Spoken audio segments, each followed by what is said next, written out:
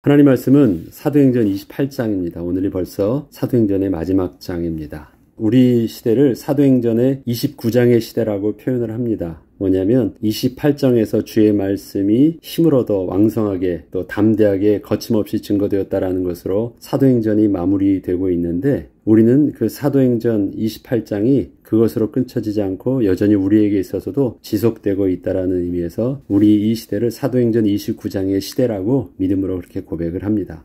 아무튼 사도행전 28장 오늘 마무리하면서 성령께서 우리에게 인도하여 주시는 하나님의 방법들이 우리에게 어떤 마무리로 하는지 잘 묵상하도록 하겠습니다. 제목은 바울이 셋집에 머물며 자기에게 오는 모든 사람에게 복음을 전하다라는 제목으로 말씀을 나누겠습니다. 바울은 3차 선교 여행을 마무리하게 되었을 때 성령께서 이방인을 향하여 베푸신 구원의 역사를 바라보며 마침내 예루살렘과 로마에도 이 복음을 들고 들어가야 함을 작정하게 되었습니다. 그것이 19장 21절에 이렇게 기록되어 있었죠. 이 일이 있은 후에 바울이 마게도냐와 아가야를 거쳐 예루살렘에 가기로 작정하여 이르되 내가 거기 갔다가 후에 로마도 보아야 하리라 하고, 바울은 두란노에서 진행되었던 제자 훈련을 통하여 에베소뿐만이 아니라 마게도냐를 넘어서 아시아 전체에 복음이 확산되고 또 복음을 통하여 지역의 종교와 문화가 완전히 바뀌는 성령의 역사와 전도의 열매를 보게 되었기에 이방인을 향한 하나님의 선하신 계획을 확신하게 되었고, 세계의 중심이었던 로마가 복음화되어져야 함을 구체적으로 깨닫게 되었습니다. 이로 인해서 바울은 예루살렘으로 들어가 유대 그리스도인들에게 하나님께서 이방인들을 향하여 베풀어 주셨던 구원의 은혜를 증거하므로 이방인들을 향한 하나님의 선하신 계획을 유대 그리스도인들도 온전히 깨닫기를 원했고, 또한 이방인을 향한 하나님의 구체적인 구원의 계획을 이루기 위해서 자신도 이제는 로마로 향하기를 작정하였던 것입니다. 이에 바울은 지체하지 않고 즉시로 예루살렘으로 향했으나 분명하게 예상되는 결박과 환란에 대하여 어떠한 구체적인 해답을 가지고 들어간 발걸음은 아니었습니다. 그러나 하나님께서는 그 결박과 환란을 통하여 오히려 바울을 생명의 위협으로부터 보호받게 하여 주셨고, 복음을 모든 유대의 지도자들과 유대 백성들이 다 들을 수 있게 하는 기회가 되게 하여 주셨습니다. 감옥이 바울을 가둔 것이 아니라 감옥이 바울을 보호하는 방패가 되었던 것입니다. 그리고 그 죄인의 신분으로 인하여 로마에 가서 복음을 전할 수 있게 하여 주셨습니다. 하나님께서는 이 일에 대해서 구체적인 방향성을 바울에게 이렇게 말씀해 주셨었습니다. 사도행전 23장 11절에 보면 그날 밤에 주께서 바울 곁에 서서 이르시되 담대하라, 내가 예루살렘에서 나의 일을 증언한 것 같이 로마에서도 증언하여야 하리라. 그리고 하나님께서는 예루살렘을 거쳐 로마로 바울을 이끄실 때에는 바울이 로마에서도 복음을 온전히 증거할 수 있도록 또 다른 구원의 역사가 필요함을 또한 알고 계셨습니다. 그것은 바울이 죄수의 신분으로 군인들에 의해서 이끌려 로마에 그대로 도착을 할 경우 바울에 대하여 아는 것이 전혀 없던 로마 사람들은 바울을 그저 눈에 보이는 죄수의 모습 그대로 바울을 대할 것이었기에 유대의 풍속으로 인하여 붙들려온 바울이 자신을 변호하며 복음을 전하기가 쉽지 않을 것이기 때문이었습니다. 이처럼 바울이 더 이상 죄수의 신분이 복음 증거에 도움이 되지 않게 된 상황에서 로마로 가는 항해길에 있었던 유라굴로 광풍은 바울 자신도 생각지 못한 일이었으나 배에 타고 있던 모든 로마 사람들과 군인들이 바울을 단지 죄인이 아닌 하나님의 사람으로 각인케 되는 아주 중요한 사건이 되었습니다.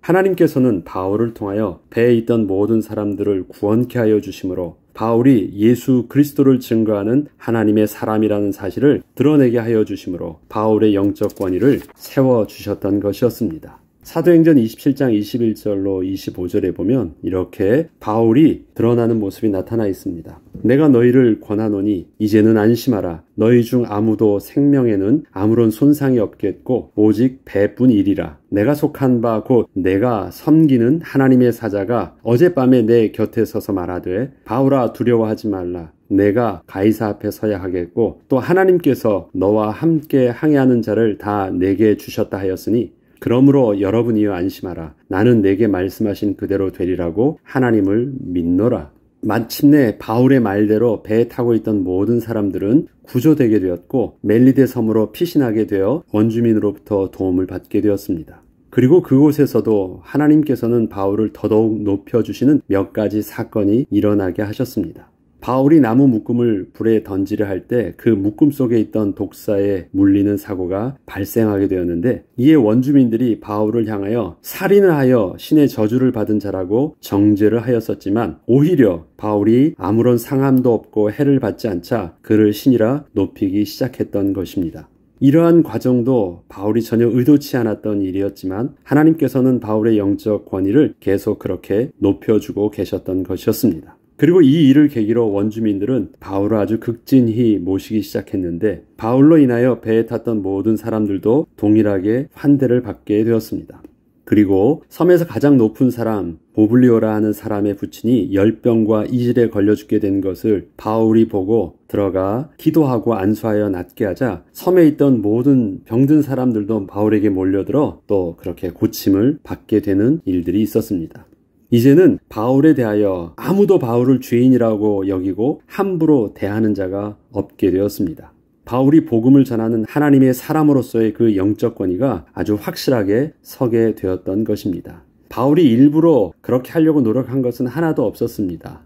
겉으로는 일어나는 사건이었고 바울도 생각지 못했던 상황이었지만, 하나님께서는 그러한 사건과 상황들을 통해서 바울을 로마에 맞게, 로마에 가서 복음을 전하는 자로 온전히 설 수 있도록 그렇게 주위에 본인 개인이 영적 권위와 어떤 복음 전도자의 준비로 새롭게 옷을 입혀주시는 과정이셨습니다. 그리고 로마에 들어가게 되는 것입니다. 우리가 로마에 들어가니 바울에게는 자기를 지키는 한 군인과 함께 따로 있게 허락하더라. 보면 바울이 로마에 들어갈 때 모습이 어떻습니까? 대우가 달라져요. 그리고 감옥소로 들어가지도 않아요. 그냥 셋집에 머물게 하면서 구금 상태로 있게 하는 것입니다. 거의 자유인과 다를 바 없는 존중된 모습입니다. 그리고 바울은 그곳에 있던 유대 장로들을 불러서 자신이 상소하여 로마까지 오게 된 상황을 오해하지 않도록 설명해 주므로 로마에서의 복음 전도 사역을 본격적으로 진행을 하게 되었던 것입니다. 자, 예루살렘에서의 출발 때 모습과 도착할 때 모습이 완전히 바뀌어져 있습니다. 바울이 예루살렘으로 들어갈 때 모습과 들어가서의 모습을 하나님이 바꾸어 주셨던 것처럼, 또 예루살렘에서 나와서 또 로마로 들어갈 때 모습도 하나님이 그 필요에 따라서 그 모습을 복음 전하기에 가장 적합한 모습으로 하나님께서 바울을 그렇게 바꿔 주셨던 것입니다. 사울 후에 바울이 유대인 중 높은 사람들을 청하여 그들이 모인 후에 이르되, 여러분이 형제들아, 내가 이스라엘 백성이나 우리 조상의 관습을 배척한 일이 없는데 예루살렘에서 로마인의 손에 죄수로 내준 바 되었으니 로마인은 나를 신문하여 죽일 죄목이 없으므로 석방하려 하였으나 유대인들이 반대하기로 내가 마지 못하여 가이사에게 상소하며 내 민족을 고발하려는 것이 아니니라. 이러므로 너희를 보고 함께 이야기하려고 청하였으니 이스라엘의 소망으로 말미암아 내가 이 쇠사슬에 매인 바 되었노라. 얼핏 보면 바울이 상소하였다라는 것이 유대인과 대제사장들 그 법정을 대적해서 맞고서 한 것과 같은 비슷한 상황들을 볼 수도 있었기 때문에 내가 유대인들을 대적하려고 상소한 일들이 아니라는 것을 겸손하게 설명을 하였던 것입니다. 오해하지 않도록.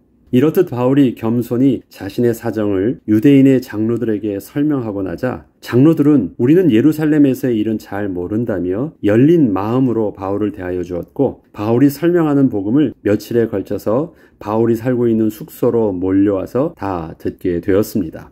21절로 23절에 보면 그들이 이르되 우리가 유대에서 내게 대한 편지도 받은 일이 없고 또 형제 중 누가 와서 내게 대하여 좋지 못한 것을 전하든지 이야기한 일도 없느니라. 이에 우리가 너의 사상이 어떠한가 듣고자 하니 이 파에 대하여는 어디서든지 반대를 받는 줄 알기 때문이라 하더라. 그들이 날짜를 정하고 그가 유숙하는 집에 많이 오니 바울이 아침부터 저녁까지 강론하여 하나님의 나라를 증언하고 모세의 율법과 선지자의 말을 가지고 예수에 대하여 권하더라. 바울이 예루살렘에서 유대의 장로들과 대제사장들 앞에서 복음을 전할 때 바울의 입장, 유대인들의 입장은 바울을 그래도 거부하고 어떻게 해서든지 잡아 죽이려고 하는 입장에서 바울의 변론을 들었었습니다. 그러나 지금 바울이 로마에 있는 유대 장로들에게 복음을 전할 때 유대 장로들은 아주 열린 마음으로 객관적으로 바울에 대하여서 듣고자 했던 것입니다. 그렇게 객관적으로 할 수 있었던 것은 바울이 이미 들어갈 때 완전히 죄인된 모습으로 그렇게 대우를 받으면서 들어간 것이 아니었기 때문에 좀 더 바울도 감옥소였다며 할 수 없었던 일들을 자기 집으로 초청을 해서 자기 집에서 그렇게 며칠에 걸쳐서 아주 찬찬하게 복음을 자기의 변호를 그렇게 할 수 있었던 것이었습니다. 결국 바울이 전하는 복음을 유대인들이 다 받아들인 것은 아니었습니다. 그러나 바울은 로마에 있던 유대인들에게 복음을 온전히 전할 수 있었습니다. 그리고 그 유대인들 뿐만이 아니라 2년 동안 셋집에 구금되어 살면서 자기에게 오는 모든 사람들에게 복음을 전하게 되므로 로마에서도 복음을 전하게 하신 하나님의 뜻을 따라 온전히 맡겨주신 사역을 다 감당할 수 있었습니다. 30절로 31절 오늘 마지막 절에 보면 바울이 온 이태를 그러니까 2년을 자기 셋집에 머물면서 자기에게 오는 사람들을 다 영접하고 하나님의 나라를 전파하며 주 예수 그리스도에 관한 모든 것을 담대하게 거침없이 가르치더라. 바울이 대부분 다른 지역에서는 어떠했습니까? 그 지역에 있는 제자를 만나서 그 제자의 집에서 복음을 전하던 일들을 했잖아요. 근데 바울이 로마에서는 새 집이었지만 자기 집입니다. 아예 자기 집에서 사람들을 초청하여 그렇게 복음을 전하는 일들을 2년 동안 담대하게 거침없이 모두 오는 사람에게 영접함으로 그렇게 하였다라고 적혀 있습니다. 이처럼 바울이 예루살렘과 로마에 가서 도저히 복음을 전할 수 없었던 죄인의 신분이었음에도 불구하고 오히려 그 신분으로 인하여 복음을 제대로 전할 수 있는 비밀이 되도록 하나님께서는 그렇게 역사하여 주셨습니다. 바울이 복음을 전해야 했던 일은 바울만의 비전은 아니었습니다. 그것은 하나님의 선하신 계획이셨기에 바울은 오직 하나님의 뜻에 순종하여 예루살렘과 로마로 나아가기를 선택한 것이었고 하나님께서는 사람이 도저히 상상할 수도 없던 준비된 하나님의 방법으로 하나님의 뜻을 바울을 통하여 그렇게 이루어 주셨던 것입니다. 다시 정리해보면 바울이 복음을 전할 때 바울의 신분과 배경이 하나도 달라진 것이 없었습니다. 여전히 셋집에 구금되어 있었고 재판은 진행 중이었고 그의 신분 또한 피의자여 죄인의 신분이었습니다. 그렇지만 그것과 상관없이 하나님의 복음은 로마에서도 거침없이 증거되고 있었던 것이었습니다. 하나님께서 우리를 통하여 당신의 선하신 계획을 이루어 나가심에 있어서 우리의 모습은 어떠한 상황에 있든지 아무런 문제가 되지 않을 것입니다. 우리는 이런 말을 종종 합니다. 내가 지금 조금 더 이젠 경제적으로 잘 살게 되면 내가 이 상황을 좀 더 벗어나가면 그때부터 내가 예수를 잘 믿고 그때부터 주님을 위해서 봉사하고 뭔가 조건이 해결되어지면 그때서부터 제대로 하겠습니다. 근데 아직은 제 형편이 그렇지 못합니다. 라는 우리는 그러한 겸손한 변명을 하곤 합니다. 그러나 바울의 경우를 보면 바울의 처한 상황이 바울이 복음을 전하는데 그의 일생일대 사역을 통해서 한 번도 문제가 되지 않았습니다. 바울은 이러한 일에 대해서 스스로 이렇게 고백을 합니다. 내가 비천에 처할 줄도 알고 부에 처할 줄도 알았지만 내게 능력 주시는 자 안에서 내가 모든 것을 할 수 있었다라고 고백을 합니다. 다시 말해서 내게 있어서 가난이라는 것도 부하다는 것들도 복음을 전하는 일들에 아무런 핑계와 이유와 조건이 되지 않았다라는 것입니다. 내가 능력 주시는 자 안에 있으면 연약할 때는 연약함을 통해서 좀 더 하나님이 내게 부함을 주셨을 땐 또 부함을 통해서 복음을 증거하는 일들을 멈추지 않고 지속하는 그 일들은 계속되었었다라는 것입니다. 저와 여러분이 내일 될 것을 하나님께 고백하지 말고 바로 지금의 나의 모습과 이 상황 속에서도 하나님은 나를 통하여 영광 받으시기에 합당하신 분이시고 오늘의 내 모습을 통해서도 하나님은 영광 받으시기를 기뻐하시고 약속하셨다는 사실들을 우리가 잊지 말아야 되겠습니다. 나의 모습이 어떠할지라도 나의 오늘의 모습을 하나님은 그대로 사용하여 주실 것입니다. 비록 환난과 결박과 같은 문제라 할지라도 하나님의 손에 붙들려 있다면 그 환난과 결박도 생명의 복음을 증거하며 하나님의 선하신 계획을 이루어가는데 가장 효과적으로 사용해 주실 것입니다. 환난과 결박이 예루살렘에서는 어떻게 도움이 되었습니까? 결박받았기 때문에 백부장의 손에 천부장의 손에 붙들렸기 때문에 생명을 위협하는 죽이려고 했었던 유대인들로부터 온전히 보호를 받을 수 있었습니다. 그리고 그 보호 속에서 유대인들을 향하여 복음을 담대히 증거할 수도 있었습니다. 결박받지 않았다면 복음을 증거하기가 힘들었을 것이고 그 생명을 보존되기가 어려웠을 것입니다. 그런 환난과 결박이 또 로마까지 갈 수 있었던 기회도 되었습니다. 환난과 결박이 문제가 되는 것이 아니라 그가 하나님의 약속을 붙잡은 그 방향성이 명확하냐 명확하지 않느냐가 더 중요한 것이었습니다.